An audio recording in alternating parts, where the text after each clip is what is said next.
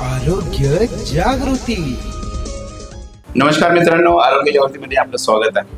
मित्रांनो, आपण दिवसेंदिवस बघत आहे गर्भनिदान जे चालू आहे, ते काय प्रकरण चालू आहे, दिवसेंदिवस वाढत चाललेलं आहे. अशातच आपण आज सिव्हिल हॉस्पिटलमध्ये आहे आणि जे ॲडव्होकेट शिंदे मॅडम जे आहे ते हे काम पूर्ण बघत आहे. कायदेविषयक त्यांचं कार्य आहे आणि खूप चांगल्या पद्धतीने योग्य कारवाई करत आहे. परंतु मित्रांनो, आज आपल्याला कायद्याची माहिती व्हावी याकरता आज आपण ॲडव्होकेट शिंदे मॅडमशी भेटणार आहोत आणि त्यांच्याशी जाणून घेऊया की गर्भनिदान लिंगनिदान जे असतं यावर किती मोठी कारवाई होऊ शकते, किती मोठं सजा होऊ शकते याबद्दल त्यांची सविस्तर. शिंदे मॅडम, आपलं आरोग्य जागृतीमध्ये स्वागत आहे.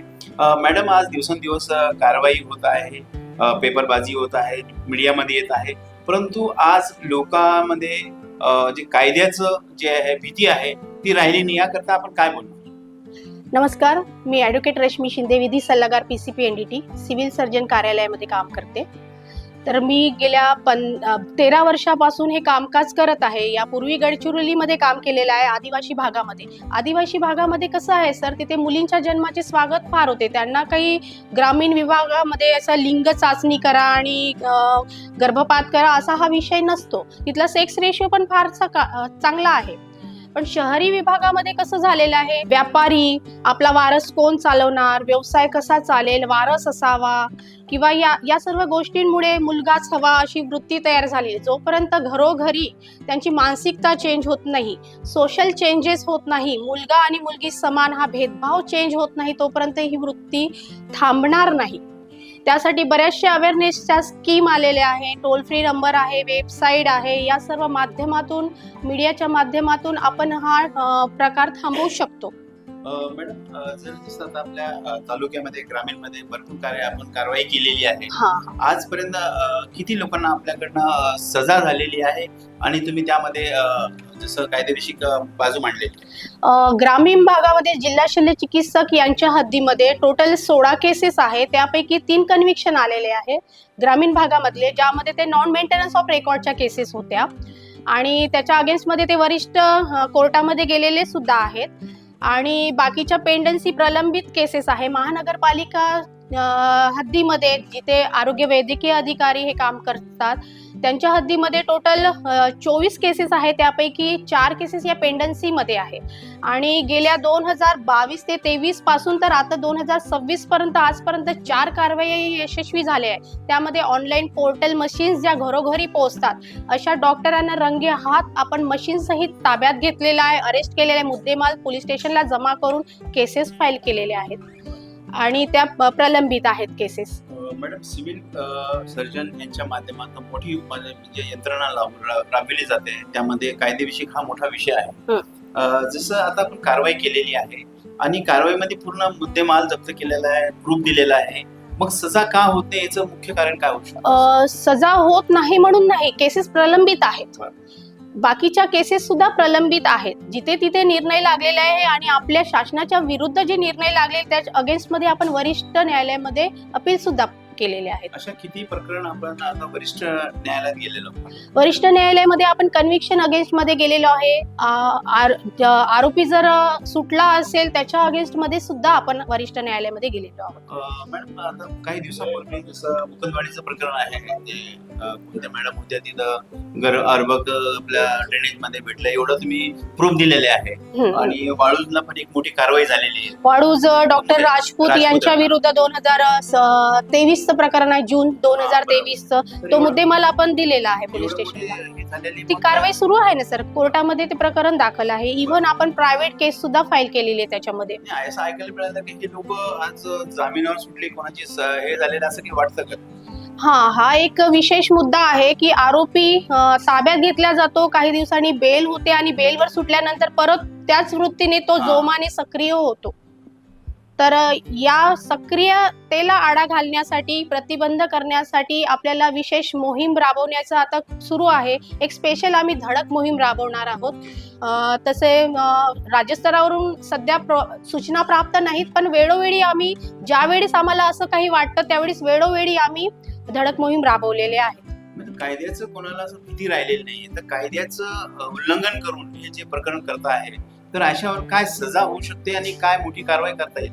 आता जास्तीत जास्त एकाच प्रकरणामध्ये म्हणून नाही, सुटल्यानंतर वारंवार तीच वृत्तीने तो सक्रिय होत आहे. तर या अंतर्गत त्यांच्या विरुद्ध bogus doctor Maharashtra medical practitioner act, भारतीय न्याय संहिता, IPC ऐवजी ते चेंज झालेला कायदा आहे, MTP ऍक्ट, PCPNDT ऍक्ट हे कनेक्टेड झालेले आहे. विदाऊट कोणता परवाना धारक नसतो तो आणि तो व्यवसाय करतो आहे.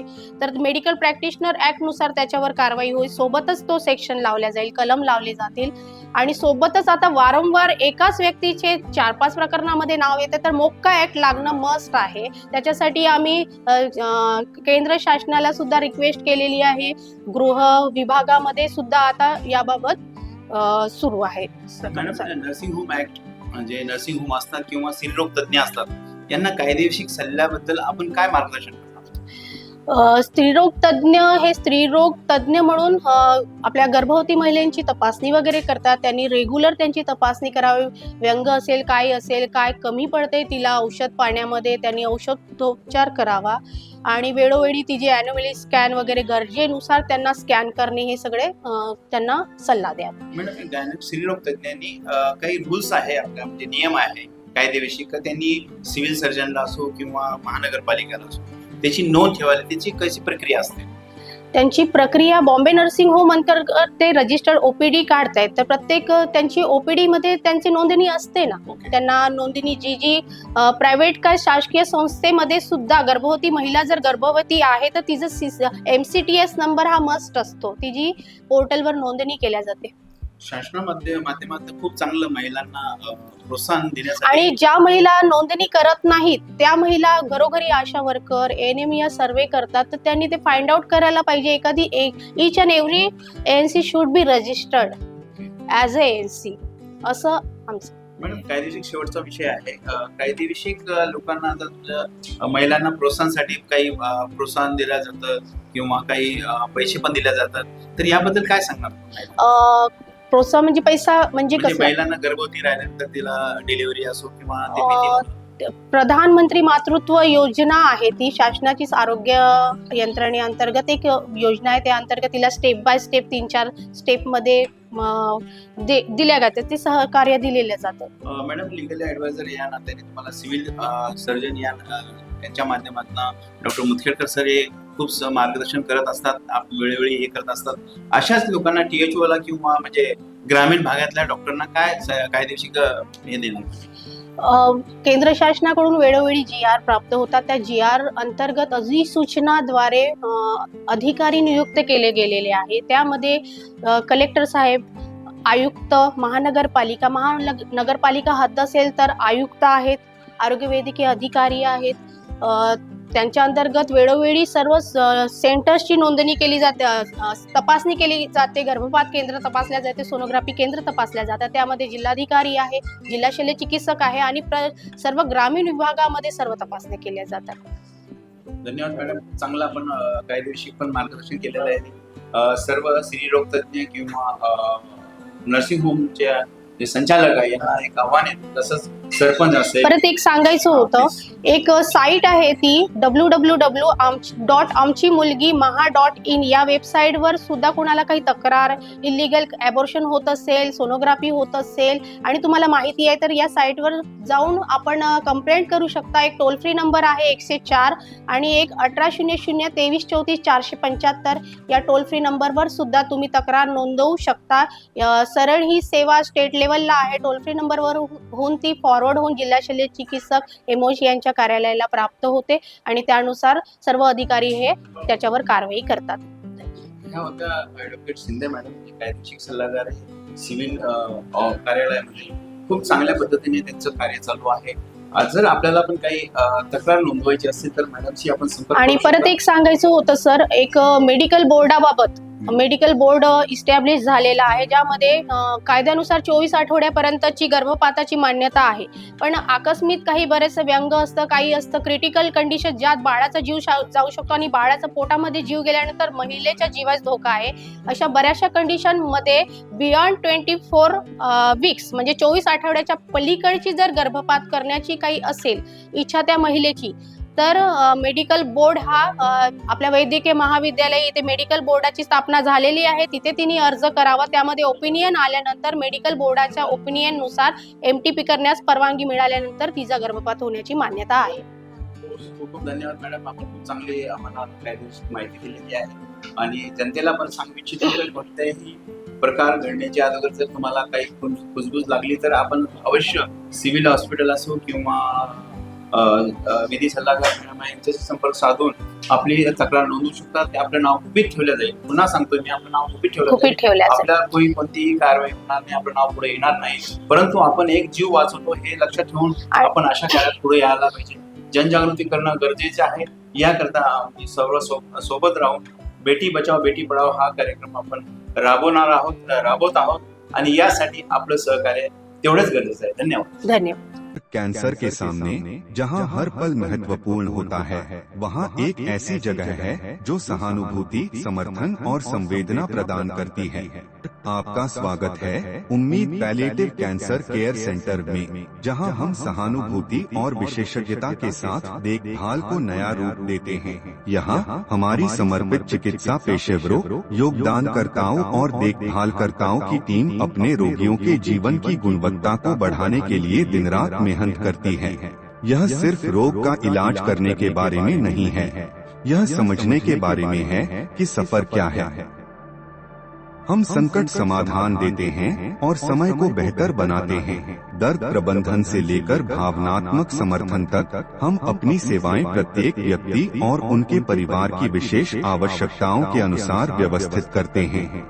हमारे संपूर्ण देखभाल दृष्टिकोण में चिकित्सा देखभाल को कला और संगीत जैसी थेरेपियों के साथ जोड़कर एक समर्थनमय वातावरण प्रदान करता है, जहां उपचार की प्रक्रिया फलने की संभावना होती है. पेशेंट केयर गिवर हमें उम्मीद पैलिएटिव कैंसर केयर सेंटर में इलाज ही नहीं, एक समुदाय मिला जो हमारी समझता है और परवाह करता है. हमारी स्थानीय उपलब्धियों में स्थान हमारी स्थिति को शांति और समृद्धि देने वाली एक संबल परिसर है. हर पल को महत्व देने के हमारे मिशन में शामिल हो. साथ में हम कैंसर से जूझ रहे लोगों को आशा, गरिमा और समर्थन प्रदान कर सकते हैं. साथ में हम बदलाव ला सकते हैं.